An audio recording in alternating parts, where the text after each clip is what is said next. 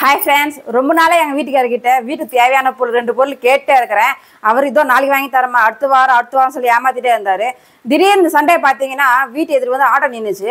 நாடு ஆட்டோ நிற்கிதுன்னு சொன்னால் வெளியே வந்து பார்த்தா அதில் எங்கள் வீட்டுக்காரர் இருந்தார். என்னப்பா திடீர்னு ஆட்டோ கூட்டின்னு வந்துடுற சொல்லி கேட்டா, என்ன சொன்னார்னா, வீட்டில் வேலை இருக்கிறதெல்லாம் அப்படியே விட்டுட்டு உடனே அந்த ஆட்டோ ஏறு அப்படின்னு சொல்லிட்டாரு. சரின்னு சொல்லிட்டு நான் வந்து ஏற்றுனா தெரியல, எமர்ஜென்சி சொல்லிட்டு நான் பயந்துட்டேன். அப்புறம் பார்த்தா போகிற வழியில் சொன்னார், நீ ரொம்ப நாளாக கேட்டு இந்த 2 பொருள் இன்னைக்கு உனக்கு பிடிச்ச மாதிரி எடுத்துக்கோ அப்படின்னு சொல்லிட்டு திருப்பதி கூட்டின்னு கடையில் விட்டாரு. எனக்கு பிடிச்ச மாதிரி 2 பொருள் எடுத்துகிட்டும் வந்துட்டேன். என்ன பொருள்னு தெரியணுமா? பாருங்க, இங்க பாத்தீங்களா, அம்மியும் உரக்குழியும் தாங்க. என்னக்கா உரக்குழி அம்மிக்காக்கா இவ்வளோ பேசிட்டு நீங்க கேட்கலாம். ஆமாம்மா, ரொம்ப முக்கியமான பொருள். அந்த 2 பொருள் ஒரு வீட்டுக்கு ரொம்ப முக்கியமான பொருளுமா. வில்லேஜில் பார்த்தீங்கன்னா எல்லார் வீட்லையுமே வந்து அந்த உரக்குழி அம்மி கண்டிப்பாக இருக்கும். நான் சொல்கிறது, அது கடலோட கும்பிட்றாங்க வில்லேஜுங்களில். டவுனில் வந்து பார்த்தீங்கன்னா நிறைய பேர் வீட்டில் இருக்கிறதில்ல. எல்லார் வீட்லேயும் மிக்சி கிரைண்டர் எல்லாம் இருக்குது. ஆனாலும் வச்சுருக்கிறவங்க உரக்குழி அம்மி கண்டிப்பாக வந்து சாயங்காலத்துக்காக வச்சுட்டு இருக்காங்க.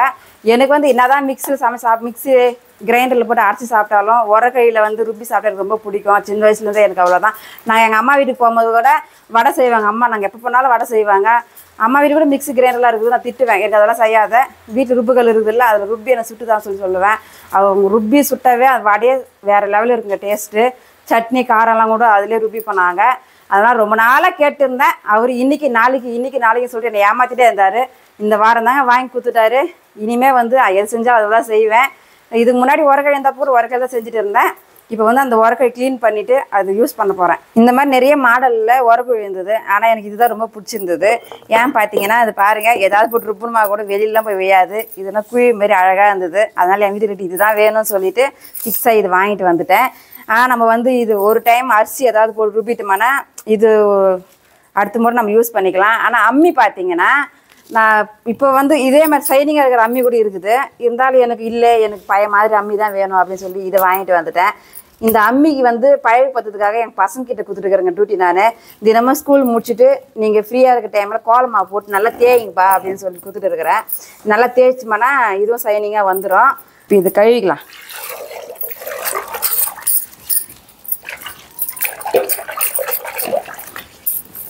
எனக்கு இதுதான் ரொம்ப பிடிச்சிது. நம்ம ஏதாவது போட்டு ருப்பினோம்னா வெளியிலாம் போகாமல் இது உள்ளவே நிற்கும். சின்னதாக இருக்குது, கிச்சன் உள்ளவே வச்சுக்கலாம். இதை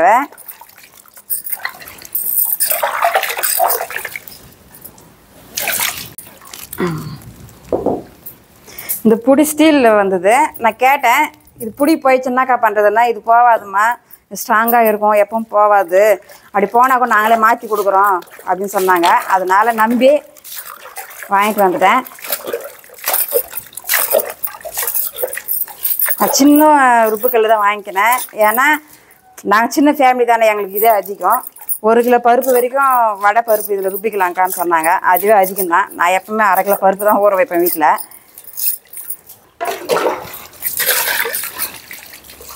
ஆனால் எனக்கு ரொம்ப பிடிச்சிங்க இந்த உரக்கை. ரொம்ப சின்னது, அழகாக இருக்குது. இது முன்னாடி இருந்தது பார்த்தீங்கன்னா பெருசு, இவ்வளோ பெருசு இருந்தது. இந்த மாதிரிலாம் இல்லை. நம்ம இந்த பக்கம் அந்த பக்கம் போகாமல் கையில் தள்ளிகிட்டே இருக்கணும். இது அந்த மாதிரிலாம் இல்லை, நல்லா இருந்தது. அதனால தான் இது வாங்கிட்டு வந்துட்டேன்.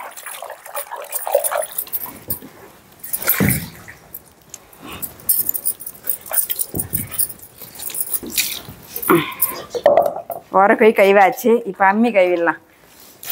ஆனால் அம்மி மட்டும் கொஞ்ச நாள் யூஸ் பண்ண முடியாது. ஏன்னா வந்து இது கொஞ்சம் பழகப்படுத்தணும். பசங்க ஆல்ரெடி கொஞ்சம் கோலமாவு போட்டு அரைச்சி இப்போ கொஞ்சம் பரவாயில்ல, ரொம்ப இதுவாக இருந்தது. நம்ம இந்தமாரி அரைக்க தான் தேயும் சொல்லி கொடுத்தாங்க.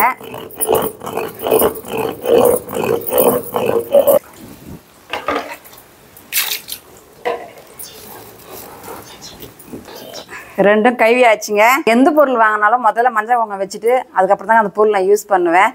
இப்போ இதுக்கும் மஞ்சள் குங்குமம் வச்சுட்டு உரக்கைக்கு அம்மிக்கும் யூஸ் பண்ணிடலாம்.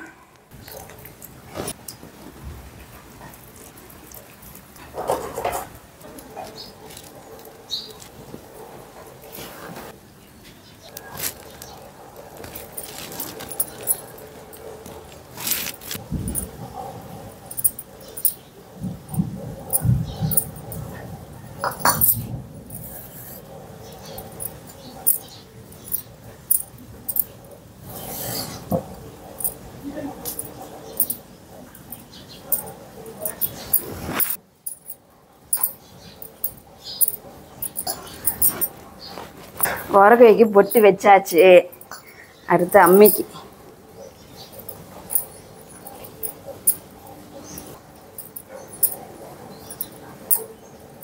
பொட்டு வச்சாச்சு.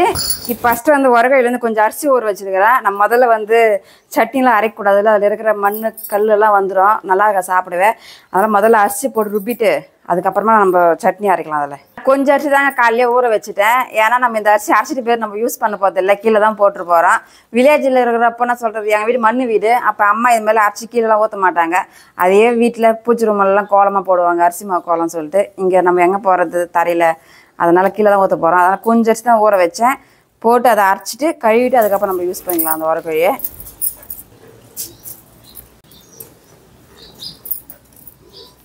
அரிசி போட்டாச்சு, இப்போ அரைக்கலாம்.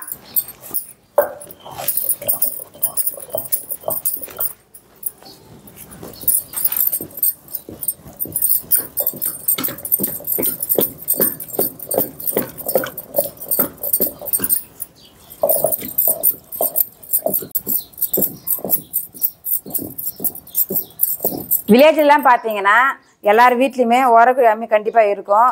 செவ்வாய் வெள்ளி 2 நாள் மட்டும் கண்டிப்பாக பொட்டு வச்சு கண்டிப்பாக பூஜை பண்ணுவாங்க. இது பாருங்கள், மாவு அரைச்சிட்டேன்.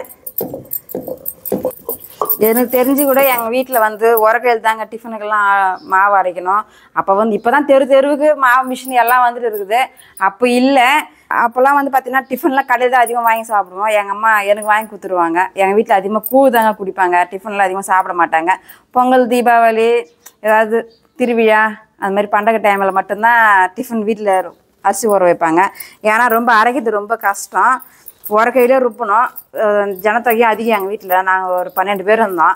12 பேர் டிஃபன் கையிலே அரைக்கணும், எவ்வளோ கஷ்டம். எங்கள் அம்மா மட்டும்தான் அரைப்பாங்க. எங்கள் அத்து கூட மாட ஹெல்ப் பண்ணணும், அந்த மாதிரி தள்ளுறதுக்கு ஹெல்ப் பண்ணுவாங்க. இப்போ வந்து தெருவுக்கு இப்போ மாவு மிஷின் வந்துட்டனால அங்கே அரிசின்னு வந்துக்கிறாங்க.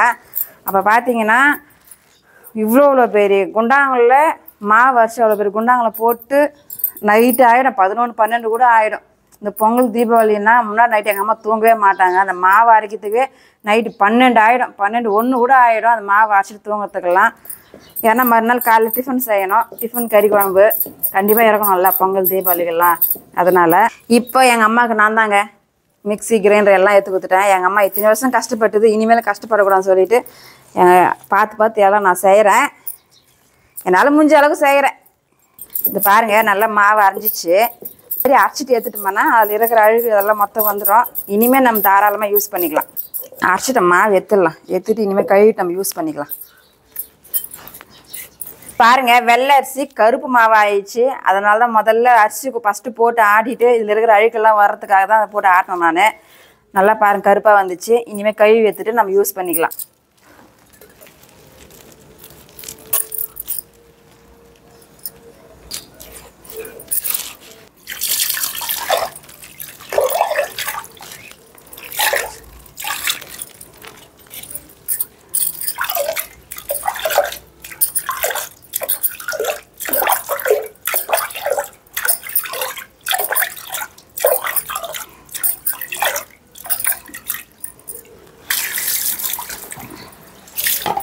கழுவிட்டேன். உங்கள் வீட்டில் உரக்குழி அம்மி இல்லையா? கண்டிப்பாக வாங்கிடுங்க. அந்த 2 பொருள் கண்டிப்பாக வீட்டில் இருக்கணும். இன்றைக்கி வீடியோ அவ்வளோதாங்க. வீடியோ பிடிச்சிருந்தா லைக் பண்ணுங்கள், மறக்காமல் சப்ஸ்கிரைப் பண்ணுறேங்க.